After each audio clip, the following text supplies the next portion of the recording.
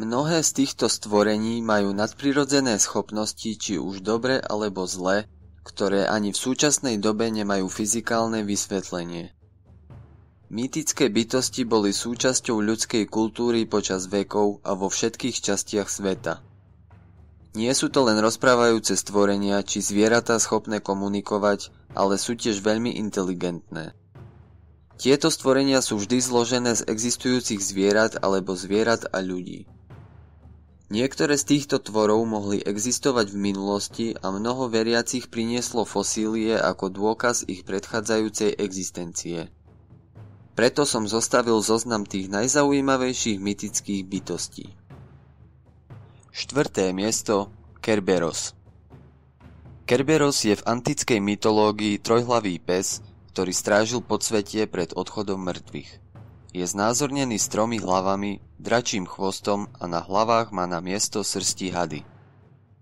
Neskôr sa mu pripisovalo 100 hlav, jedovatý dých a množstvo hadích hlav na krkoch. Kerberos zazrel svetlo sveta iba jediný raz, a to vtedy, keď ho Herakles vyviedol z podsvetia pri plnení 12. úlohy. Mykénsky kráľ Eurystea požiadal Heraklesa, aby mu priviedol Kerberosa. S pomocou bohov sa Herakles dostal do podsvetia a bol prijatý samotným Hadesom. Ten mu dovolil Kerberosa chytiť za podmienky, že to dokáže holými rukami. Kerberos sa zúrivo bránil, avšak po Heraklesovom silnom stisku sľúbil poslušnosť a nasledoval ho do Mykén. Keď kráľ Eurysteus uvidel strašného strážcu podsvetia Kerberosa, padol pred Heraklesom na kolena a prosil ho, aby príšeru odviedol naspäť.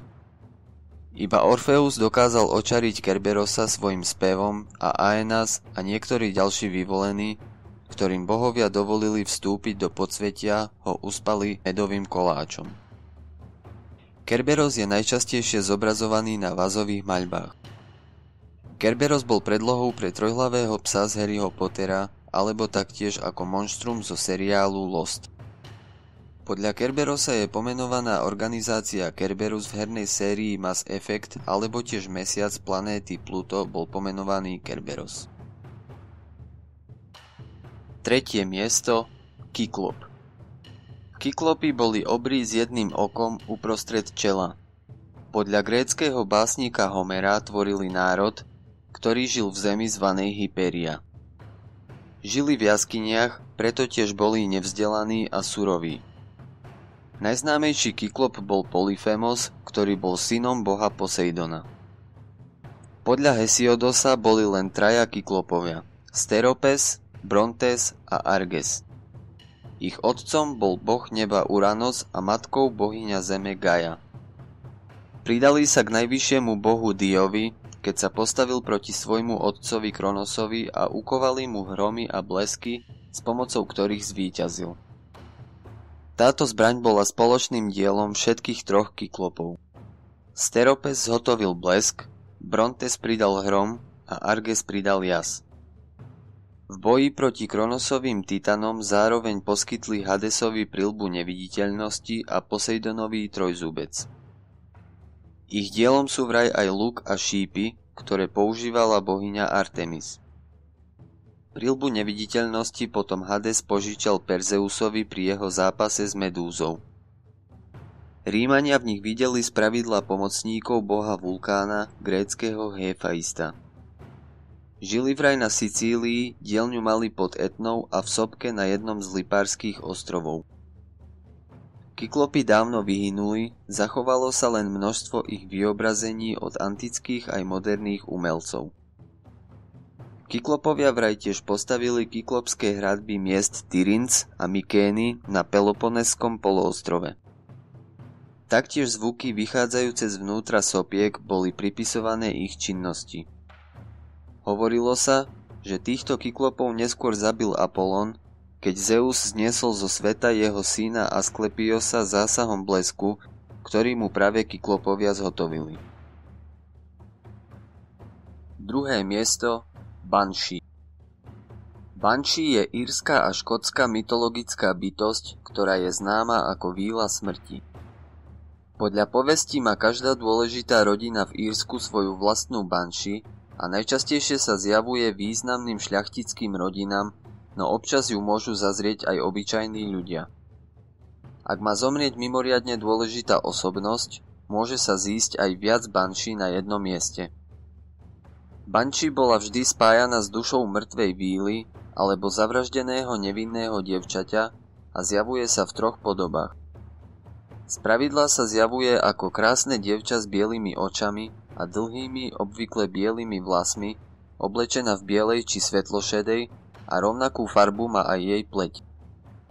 Môže sa objaviť v lesoch, bažinách či močiaroch v blízkosti sídla umierajúceho, alebo ju môže vidieť niekto z príbuzných stáť na ceste v blízkosti jeho domu.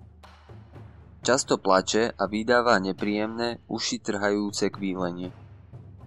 Občas je popisovaná ako dievča sediace pri potoku či menšom vodnom toku, ktoré perie zakrvavené prádlo toho, kto má zomrieť.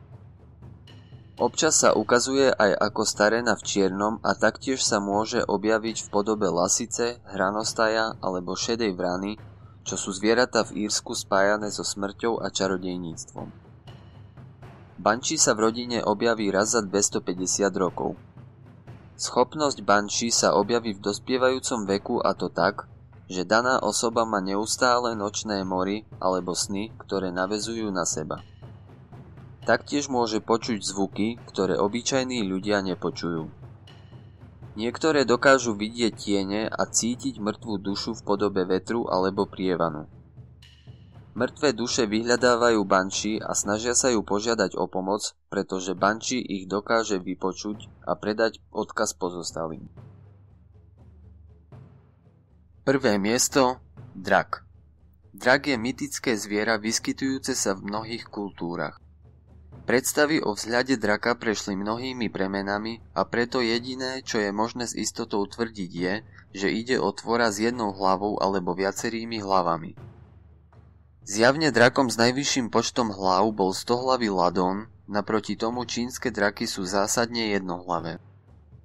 Niektoré draky chrlia oheň, no vyskytujú sa aj zmienky o drakoch, ktoré chrlia mrazivý vzduch, kyselinu či dokonca paru.